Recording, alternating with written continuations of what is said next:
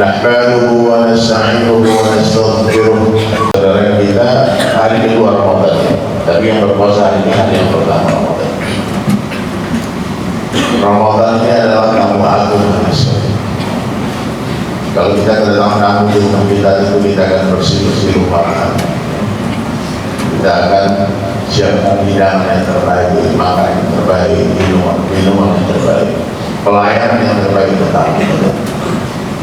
Sekarang pertanyaannya adalah, sudahkah kita menyambut kedatangan tamu agung Ramadan ini dengan membersihkan hati kita? Berjumpa di Ramadan, puasa, menahan lapar, menahan haus, tapi hati tidak dibersihkan. Kalau menjaga makanan itu, saya rasa semua bisa, biar nggak masuk sembarangan ke tubuh kita. Kalaupun hanya salah-salah masuk ke tubuh kita, yang sakit cuma diri kita sendiri. Tapi apa yang keluar dari lisan, dari mulut kita itu lebih berbahaya. Kalau apa yang masuk ke dalam mulut kita sendiri dapat keuntungan, tapi apa yang keluar dari mulut itu bisa 1 juta orang yang sakit hati. Bisa banyak orang yang terganggu oleh lisan. Maka di samping kita menahan lapar, hati-hati bicara. Selama Ramadan dipilih kosakatanya, jangan sampai ucapan kita itu menaikkan darah orang. Kalau naik iman orang bagus, itu darah orang yang naik bahaya, rusak masa orang darah. Atau sebaliknya ada orang yang berusaha memancing emosi kita mundur ya. Menghindari konflik di bulan Ramadan adalah amal soleh pahala yang besar. Katakan saya lagi puasa, jangan nggak mau ribut, nggak mau berdebat, ya. Tinggalkan perdebatan meskipun kita benar selama Ramadan. Nah, jadi hadirin sekalian dirahmati oleh Allah SWT, siapa yang Allah panggil untuk berpuasa? Orang beriman. Maka perkara iman ini adalah perkara yang paling penting dalam kehidupan manusia. Tidak ada perkara yang lebih penting daripada iman. Tidak ada perkara yang lebih penting daripada iman. Iman itu lebih penting daripada sholat, zakat, puasa, haji, umrah, bangun masjid, ta'lim. Banyak orang Yahudi pada belajar Islam, tak beriman, tidak ada. Dia belajar Al-Quran, dia dapat manfaat di dunia.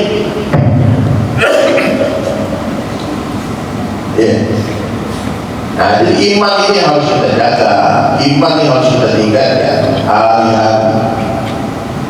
Para nabi tahu ada iman. Mereka sanggup mengorbankan nyawanya untuk perkara ini. Para sahabat radhiyallahu anhum sanggup meninggalkan apa saja, siapa saja untuk perkara ini. Wali-wali Allah paham harga iman. Banyak orang-orang saleh yang paham harga iman. Dan ada satu makhluk Allah lagi yang tahu harga iman. Siapa? Iblis lah. Iblis tahu harga iman. Maka iblis kalau datang kepada manusia, dia tidak akan mencuri mobil kita, rumah kita, pangkat kita, duit kita. Apa yang akan dicuri oleh iblis? Iman. Bagaimana kita mati dengan iman? Bagaimana kita mati sekalian dalam keadaan iman kita rusak? Ada kesyirikan kita, ada bahaya. Bapak-bapak, ibu-ibu sekalian, orang-orang musyrik itu bukan orang yang tidak percaya kepada Allah. Dia percaya kepada Allah, namun dia sekutukan Allah dengan ghairullah. Itu musyrik. Kalau dia tidak percaya sama Allah, akhirnya jelas. Tapi orang-orang musyrik, dia percaya kepada Allah, namun dia sekutukan Allah, dia duakan Allah, dia tinggalkan Allah dengan yang lain. Contohnya, orang musyrik berkata, Allah yang memberi rezeki. Aku yakin Allah yang memberi rezeki, tapi ini harus terjadi dulu kita. Mungkin bapak-bapak menganggap kalimat ini biasa aja, maka harus kerja juga. Tapi kalimat ini hati-hati, Pak, bisa membatalkan keimanan kita, bisa menjatuhkan kita dalam kesyirikan. Kita harus katakan Allah yang memberi rezeki, selain Allah tidak bisa memberi rezeki. Jangan kita katakan Allah berkuasa memberi kita rezeki dengan bekerja atau bekerja.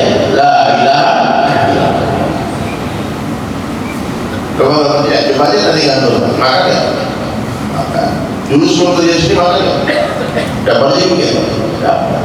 Bukan pekerjaan yang datangkan rezeki, bukan rokok yang memberi rezeki, bukan sawah yang memberi rezeki, bukan pemerintah yang memberi rezeki, tapi siapa? Allah. La ilaha illallah. Mungkin gaji datang dari pemerintah, dari Kementerian Perdagangan, gaji, tapi rezeki hai surah yang masih suka-suka Allah. Maka saya tanya teman-teman, gaji itu berapa sebulan? 90 tahun, anak 3 kuliah. Nah, dari mana ini? Masuk akal gak? Kalau bukan Allah yang mengatur itu semua, masuk logika. Ada kawan polisi gajinya berapa sebulannya? Untuk beli mobil, saya tanya semakin, di mana mobil? Dia bilang aku mau ke kantor. Ini saya nyata nih, aku mau ke kantor.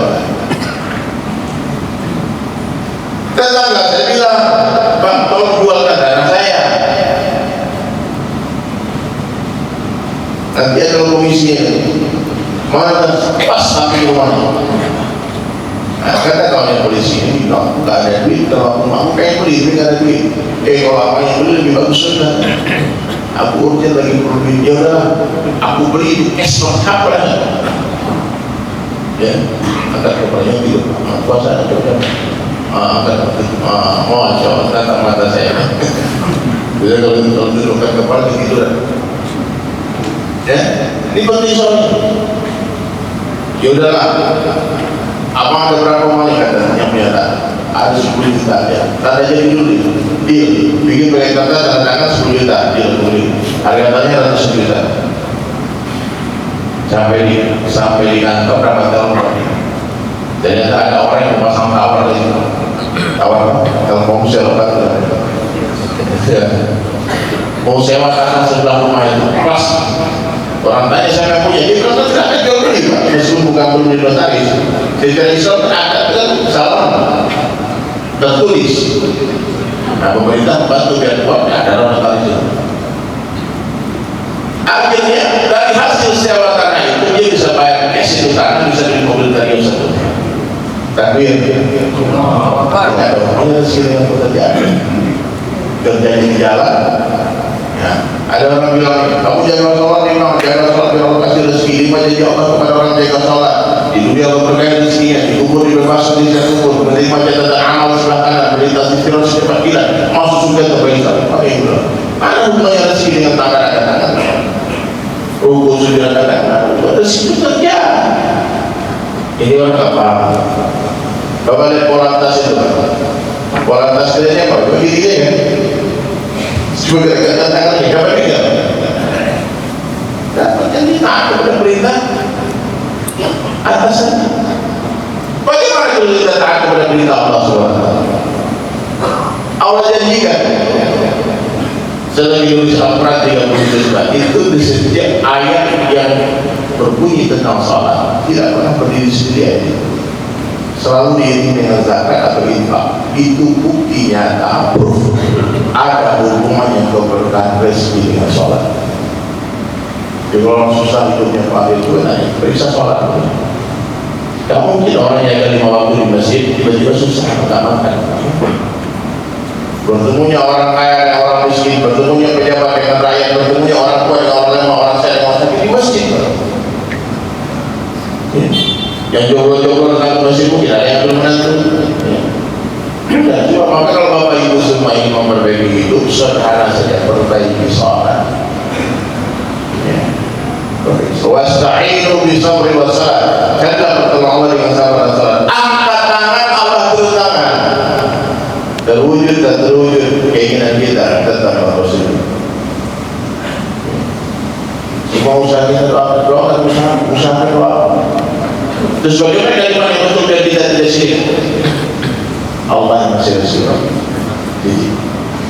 La ilaha illallah. Kalau kerja yang ada hubungan pekerjaan harus bekerja itu perintah Allah tidak sunnah Rasul ibadah. Bapak yang datang pergi dari rumah ke kantor ini bekerja dengan niat mencari rezeki yang halal untuk nafkahi anak istri. Ternyata tak panjang umur Pak, mati jalan. Ya, mau meninggal itu tak mencari suatu sakit. Yang orang yang nonton bola mati. Ya, Orang nonton sinetron bisa mati. Orang lagi makan bisa mati. Main bola bisa mati. Seandainya tidak banyak umur, wafat, meninggal dunia di perjalanan. Kalau dia betul untuk mencari rezeki yang halal, tidak sebagai orang yang mati syahid. Ada hubungannya pekerjaan dengan tidak ada. Walaupun tidak ada. Kalau ada hubungannya pekerjaan dengan rezeki, maka orang kerja keras duitnya banyak. Orang kerja dingin, duitnya dikit. Ada orang cuma tenang, Pak, setuju saja dapat. Mesti gaji tidur. Iya. Ada yang mati tulang, bukan uang yang banyak, utang yang banyak. Iya semua. Tak ada hubungan kebahagiaan dengan kekayaan, kesusahan dengan kemiskin. Nah, jadi la natrukal asbab walakin natrukal yaqin ala asbab, itu kata Allah. Bukan meninggalkan pekerjaan, tapi meninggalkan keyakinan kepada pekerjaan. Bukan meninggalkan asbab, tapi meninggalkan keyakinan kepada asbab. Bukan meninggalkan obat, tapi meninggalkan keyakinan kepada obat. Semakin sungguh-sungguh kita berobat, semakin yakin dengan Allah yang memberi rezeki. La ilaha illallah. Maka bapak-bapak banyak bicara bersama Allah semacam ini, Pak, biar naik, Pak. Kalau minta sama Allah, minta yang betul-betul. Ya Allah, berangkatkan aku haji, ya Allah. Terserah kau dengan cara apapun, dengan uang atau tanpa uang. La ilaha illallah. Dengan ngantri atau tidak ngantri. Saya doain, Pak, ini kalau berbagi saya doain bertahun-tahun ya Allah. Ya Allah, kita pengen kemana-mana dengan mudah ya Allah. Dapat duit dengan cara yang mudah ya Allah, tanpa bersusah payah. Berangkatkan aku keliling dunia dengan cara ya Allah. Tahun aku saya berangkat haji, Rp1 juga bukan mau saya. Tiba-tiba Allah gerakkan ada satu orang hamba soleh, dan mau saya jadi di paspor. Tapi aja saya minta ditemani haji. Yang bisa apa? Bisa cinta dari Allah. Kita tengok bisa apa? Kalau tidak Arabi, tapi dia berangkat, itu bukti bisa tidak bisa memberangkatkan. Siapa memberangkatkan? Allah. Ada orang yang lahir di Mekah, lahir di Mekah, di Madinah. Sudah 40 tahun kemudian, setiap mengurus haji, dia haji, belum pernah haji. Serius ini. Kenapa mahal tadi? Mahal tinggal dari orang. Maka kalau bapak mau apa-apa, langsung kepada Allah yang maha besar. Kalau Allah yang maha besar memberi kita, kalau kita kecil, pasti dikasih yang besar. Mungkin bagi Allah ini saja dunia kecil, bagi Allah bagi kita besar. Nabi Ibrahim alaihissalam, ya Allah, hantarkanlah buah-buah yang banyak ke negeri ini, ya Allah. Lihat cerdasnya Nabi Ibrahim. Bila tidak doa minta kebun, terserah kebunnya siapa yang punya, buah di buah sini. Ini sekarang kita doa minta kebun ya Allah, kasih lagu hektar kebun ya Allah. Dapat izin, dapat buah itu kebun. Sekali berbuah khusus lagi. Sampai hari ini di Mekah durian ada. Jalan ya. Jadi orang cerdas, orang beriman kecerdasannya melewati kelicikan dajjal. Dajjal itu bisa tipu orang beriman. Kecerdasan orang beriman melewati kelicikan syaitan. Tidak bisa ditipu. Jadi bapak-bapak orang beriman semua insya Allah. Ya, pas tadi masih putih banyak ujiannya, Pak. Ada yang pernah ada meeting lagi sama bos, ada perempuan datang buruan makan, aduh cukup ini. Tapi ketika Allah memanggil Allah Akbar, buktinya bapak-bapak tinggalkan mereka semua sudah datang di sini. Takbir. Allahu Akbar. Tak bisa ditipu orang ini. Lagi meeting nih. Ini kalau dilanjutkan lagi sebentar sampai jam 1, untunglah 1 menit. Tapi azan jam 12 harus 10. Nah, gimana kita? Ayo bos, Pak, brother, kita ke masjid dulu. Dia bilang nanti lah, mau sholat di kantor aja. Kalau orang beriman nggak mau, ini bisnis nih. Aku di masjid dulu. Kalau itu cancel ini. Orang beriman katanya, bodoh amat, kau cancel ini. Aku nggak perlu bisnis sampai. Nah, gitu. Apa yang kita kena bisnis kita buat tinggalkan Allah? Bisa tuh satu itu kali itu mana yang bisa Allah di pada saat itu ini kadang-kadang 100.000 ya mau bawa cek Jadi Pak, nomor akan diambil Pak. Azan nih Pak, buru-buru Pak. Harganya sebenarnya 100.000 ayo. 100.000 ayo kan langsung hilang Pak. Itu lagi Pak. Orang beriman dahsyat, haji dapat nikmat yang bersyukur, dapat ujian yang besar. Sabar dan syukur dan dua saat yang akan mengangkat kita berjumpa dengan Allah Subhanahu wa Ta'ala. Maka jangan takut dan dapatkan Allah. Bisa kita akan dapatkan segala-galanya, namun bila kita kehilangan Allah, kita akan kehilangan segala-galanya. Jangan masalah kehilangan seseorang karena Allah, jangan sampai hilang Allah karena seseorang. Tidak masalah kita hilang pekerjaan karena Allah, gak ada yang makan apa-apa. Jangan sampai hilang Allah karena pekerjaan. Gara-gara mereka sokor sana, sokor sini, siku sana, siku sini, siku sana, siku sini, tidak sana, tidak sana. Yang zalim itu bahaya. Allah itu maha baik, maha mengatur. Tapi yang satu syarat, orang yang kita zalimi harus memaafkan kita terlebih dahulu. Ya, kita bisa tidurnya habis maki-maki orang, tapi dia seminggu gak tidur. Maka mulai hari ini sepakati ya, yang hari pertama Ramadan jaga lisan, stop ghibah, stop fitnah, namimah, adu domba orang. Bicara yang baik-baik, kalau nggak bisa baik ya. Apa bicara yang terbaik? La ilaha illallah. Katakan Allah kuasa, makhluk tak kuasa. Boleh apa ikuti kata-kata ini semua? Allah kuasa, makhluk tak kuasa. Jangan semangat, belum laku makan ya. Ayo Allah kuasa, makhluk tak kuasa. Makhluk itu siapa makhluk? Selain Allah. Nabi makhluk. 124.000 orang Nabi berkumpul, semua Nabi dari Adam AS sampai Rasulullah berkumpul semua, berjuang siang dan malam, menangis malam hari, berteriak di siang hari mereka merayu satu orang manusia untuk dapat hidayah, tak akan mampu tapi itu Allah. La ilaha. Jadi kita dapat hidayah benar-benar Allah sayang kita. Kita bukan anaknya Nabi, bukan anak dia, bukan siapa-siapa. Mungkin tadi yang ada yang pemabuk, ada yang berzina, ada yang berjudi. Ketika siapa Allah pilih Allah berhidayah, maka kemudian bersyukurlah kepada Allah karena diberikan nikmat yang tertinggi di dunia. Nikmat apa? Nikmat atas hidayah. Makasih dengan orang-orang tak kenal agama Pak. Aku, Bapak mungkin lebih sebagainya, saya tak kenal satu-satu, saya kenal orang hebat. Bapaknya ada orang punya private bank, punya semua, punya miskin. Saya berapa orang sudah tiba telepon, Ustaz, tidak boleh curhat. Nanti saya tidur, nah itu dia tuh, beri tengah ceramahnya tidur ya. Bahagia sekali. Sakit aja. Tapi sebetulnya kalau tidur di majlis sebetulnya kita rugi kan? Ya. Jadi apa yang saya sampaikan itu harus masuk ke hati, ta'asir dalam hati, itu penting ya. Kemudian apa? Ta'azim wa'in dalam hati dan kemudian ini yang ngomong ada ya, aku pergi, ayo sok orang tak pernah. Ilmu itu jadi manusia seperti air yang mengalir ke tempat yang berendah. Orang tinggi hati dapat nama ilmunya. Ustaz ini, kalau dalam saya ini bukan ustaz, saya ini da'i ya Allah benar. Kalau da'i betul Pak, maaf ya. Bapak bilang saya bukan da'i Pak, saya marah Pak, saya da'i ya Allah. Dan di mana saya dapat, saya jumpa saya orang kepada orang. Ketemu orang kafir aja masuk Islam, itu orang Islam aja masuk ke sini. Dia mau, alhamdulillah, nggak mau, nggak apa-apa. La ilaha illallah, yugo ya yugo. Itu sudah saya buat terjadi 26 tahun. Di mana saja, nggak perlu di sini. Orang suka, alhamdulillah, nggak suka, nggak apa-apa. 4 karakter orang yang ada kita temui ketika kita berdakwah. Yang pertama seperti Abu Bakar, diajak orang mengikut. Yang kedua seperti Abu Sufyan, diajak dilawan dulu kita, diperang dulu kita, dimusuhin dulu, akhirnya ikut Fatul Makkah.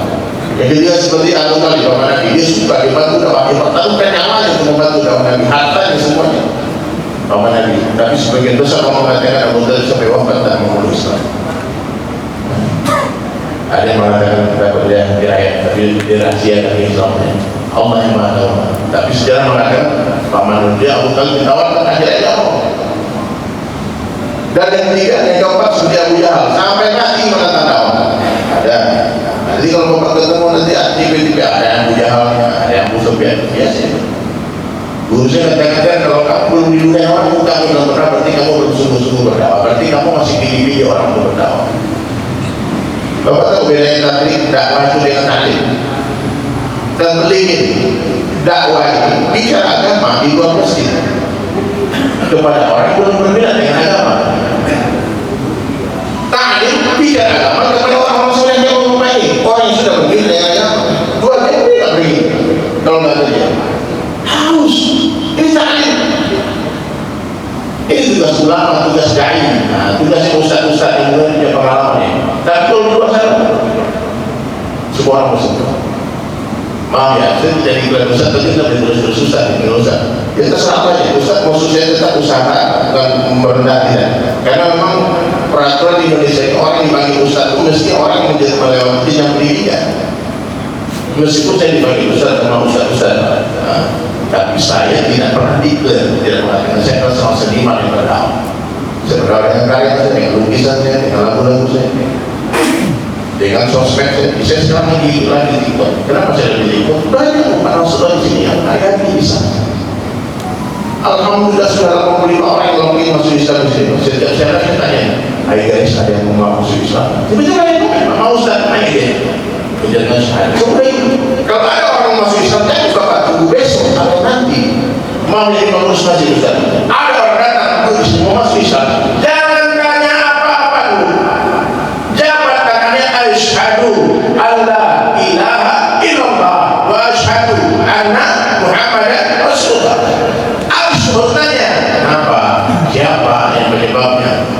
Ini orang masuk Islam Pak, diinterogasi. Kalau dia mati gimana? Pas baik mati dia gimana aja masuk Islam Pak, dosa. Ya, itu salah satu yang mau diujikan. Kalau ada orang muslim segerakan mudah itu, artinya Islam agama itu mudah. Yang tanya mana ada tema?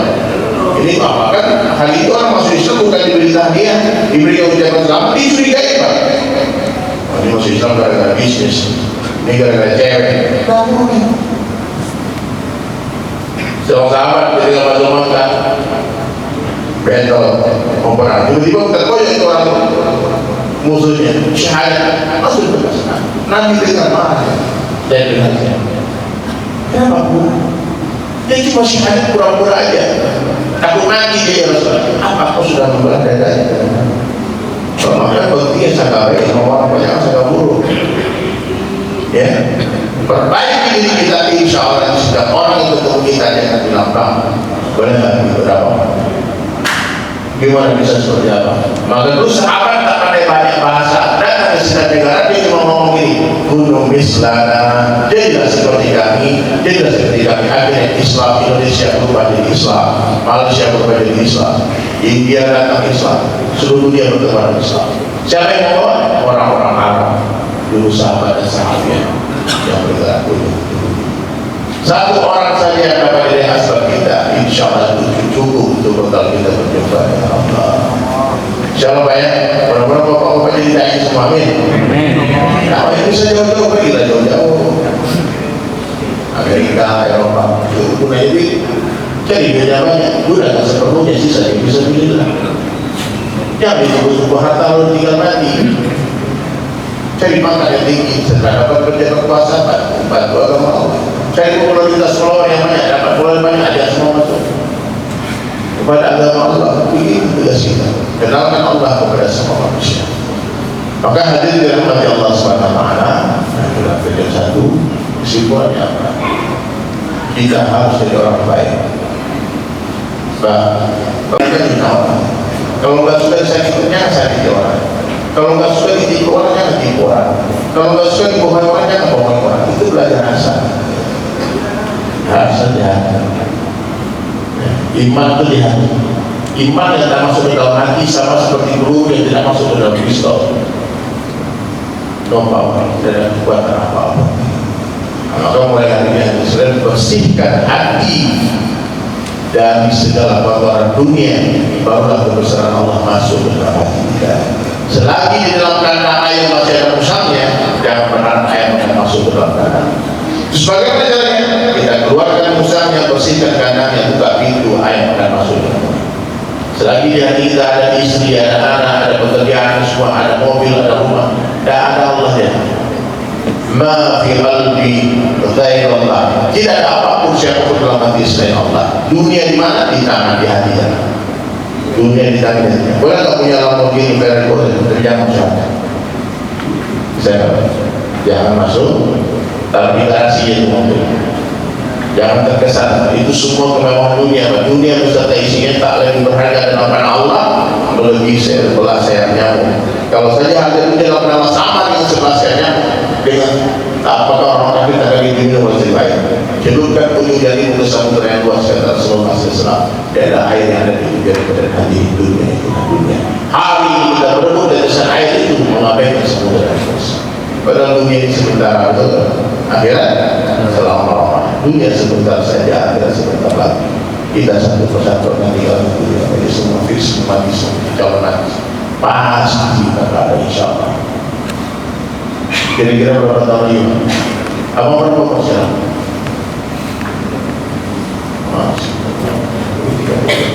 Rasulullah berapa punya? 63. Mungkin ada yang sudah offside, ada mungkin ada 70 dan kelewat. Tapi kita nggak ada, jadi tidak bisa sampai 63 tahun seperti nanti. Lahir memang lebih dulu ibu dari anak, tapi urusan kematian kadang-kadang lebih dulu cucu daripada nenek. Bahwa waspadalah, malaikat maut 70 kali setiap hari menatap wajah kita. Dia tak peduli, tak punya perasaan. Suka tak suka, siapa rela, terpaksa kita tinggalkan dunia. Dan Nabi katakan bagaimana hidup begitulah mati. Bapak-bapak, ibu-ibu, kalau ingin mati di satu tempat, sering-seringlah ke sana, berlama-lama ke sana. Ingin mati di Mekah Madinah, sering-sering umroh haji, insya Allah mati. Ya, 2 hari lalu sahabat saya, Ami Hasan meninggal di umur di Baqi, meninggal di Madinah. Itu cita-cita dia mau mati, Allah membunuh. La ilaha Allah keinginan yang mati, masya Allah. Kalau ingin mati dengan sebuah pakaian, sering-seringlah memakai baju itu. Kalau ingin mati dengan sebuah kalimat, sering-seringlah mengucapkan kalimat itu. Ya. Begitu juga sebaliknya. Bapak-bapak kalau nggak mau mati dengan sebuah kalimat, jangan mengucapkan kalimat itu. Kalau nggak mau mati di satu tempat, jangan ke sana, ngapain orang ke sana. Kalau nggak mau mati dengan satu pakaian, jangan pakai baju itu. Bagaimana hidupmu, begitulah matimu, dan bagaimana matimu, begitulah kamu dibangkitkan, tidak ada. Insyaallah ya. Bersihkan iman, kesyirikan, hidupkan sunnah Rasulullah semampunya juga semaunya. Perbaiki sholat, selesaikan masalah tanpa masalah dengan sabar dan salat. Bukan yang utama, bukan yang berbedaya. Wasta'inu bis-sabri was-salat. Kemudian cintailah para ulama, tawadhukan hati. Orang sombong diharamkan mencium surga. Biar bapak ibu tidak sombong, ucapkan kalimat istighfar. Tolong ikuti saya, sebaik-baik saya. Lebih baik orang lain, 10 orang lain, lebih buruk saya. Kurang semangatnya berarti. Sebaik-baik saya, lebih baik orang lain, 10 orang lain, lebih buruk saya. Catat ini satu, biar nggak sombong. Ada alasan sombong. Dosa kita beda-beda. Jangan dikatakan dosa kita tak sama dengan dosa orang lalu kita merasa lebih baik dari dia. Ilmu itu nggak pantas. Ilmu itu dulu tahu ya. Dulu tahu. Iblis itu terlana gara-gara semua akan ilmunya. Fir'aun terlana gara-gara semua akan kekuasaannya. Orang tersombong gara-gara hasanya. Itu yang sombong. Ya, tawadhukan hati dan hati di bawah rumput. Katakan setiap orang yang saya jumpai lebih baik dari saya. Orang yang gampang tersinggung itu kenapa? Sombong, dia merasa diri dia mulia. Orang kata gue orang mulia dia malu dalam hinakan diri kita. Sehina-hinanya sampai malas orang hinanya. Rendahkan diri kita serendah-rendahnya sampai nggak mau lagi orang rendah. Lalu tasbih mulia teruskan ya. Ini puasa akan nilainya perlu dibutuhkan karena Allah. Ya, dengan ihtisab dengan mengharap pahala dari Allah Subhanahu Wa Taala kita berdahaga. Saya tidak satu orang muslim yang suka nggak makan dan minum. Ya, sukanya makan, sukanya minum. Tapi kan ini perintah Allah, sami'na wa ata'na. Ya Allah, dengar dan taat. Dan yang terakhir, ya, apa yang kita dengar tadi, amal kita sampaikan. Ulama sampaikan, siapa belajar dengan mendengar, dia akan lupa. Siapa belajar dengan melihat, dia akan ingat. Dan siapa belajar dengan mengamalkan, dia akan paham. Siapa mengamalkan satu ilmu yang diketahui, maka Allah Subhanahu Wa Taala akan memberitahu dia 10 baru yang tidak dia ketahui. Minta maaf, ada sekalian saya juga ada beberapa karya saya, bapak yang memboleh koleksi karya saya. Nanti hasil penjualan karya ini akan didonasikan ke Sumatera. Kami masih bergerak di sana. Besok ini kami masih berangkat bangun beberapa jembatan di Sumatera Barat. Kemudian rumah punya tempat, saya dengan Billy Salim bangun di Parangpanjang tanggal 26 akan bisa dimakan. Ini karya-karya saya Presiden. Ini hadiah yang akan saya berikan nanti kepada orang yang mau ikut ambil bagian. Boleh nanti saya akan setelah salat sunnah nanti saya akan masuk dulu di sini. Bapak boleh datang dan aku mau lukisan saya. Nanti transfernya ke rekening yayasan, bukan saya. Kalau mau saya mau bantu dari semua dari diri saya. Ya. Jadi kita jangan campur-campur buang rumah yang buang diri sendiri. Ya, contohnya ini Ar-Rahim dan Ramadan coba lihat selanjutnya. Ini ada orang hijau, ini ada Ar-Rahman, Masya Allah. Ini Ar-Rahman, juga Bapak kalau dia suka lukisan, ini baguslah Ramadan, pas hari raya kita nonton kan ada lukisan, lukisan dari Sunan. Ini lukisan ini alhamdulillah Pak, harga 0 sampai data 3 dan pernah dibeli orang 500 juta. Memang nggak sama lukisan PSBN kemarin 6 juta M ya. Dan tidak mudah bentuknya. Ini lukisan saya Ar-Rahman, Asmaul Husna, dan Ramadan sekarang tidak berpengalaman murid sebagai pelukis sekali-kali kita coba. Nah ini Al-Ghani, ini yang maha ini yang maha memberi kekayaan kepada orang kaya. Jadi kalau Bapak ada rezeki yang mau didonasikan ke Sumatera melalui teman-teman kami, boleh LB namanya lembaga menerima infak, boleh nanti Bapak transfer ke rekening mereka. Nanti berikan laporannya. Silahkan. Mungkin ada beberapa orang yang berminat donasi seikhlasnya minimal 10 juta. Ya, misalnya ya, boleh nanti hubungi kita Pak Ustaz ya, habis sholat ini, ataupun ada yang mau beli ke rumahnya, saya nggak mau donasi Ustaz, saya mau beli nanti di luar. Karena dalam masjid tidak boleh jual beli. Itu saja. Subhanallah wa bihamdihi, subhanallah wa bihamdihi, asyhadu an la ilaha illa anta, astaghfiruka wa atubu ilaik. Assalamualaikum warahmatullahi wabarakatuh.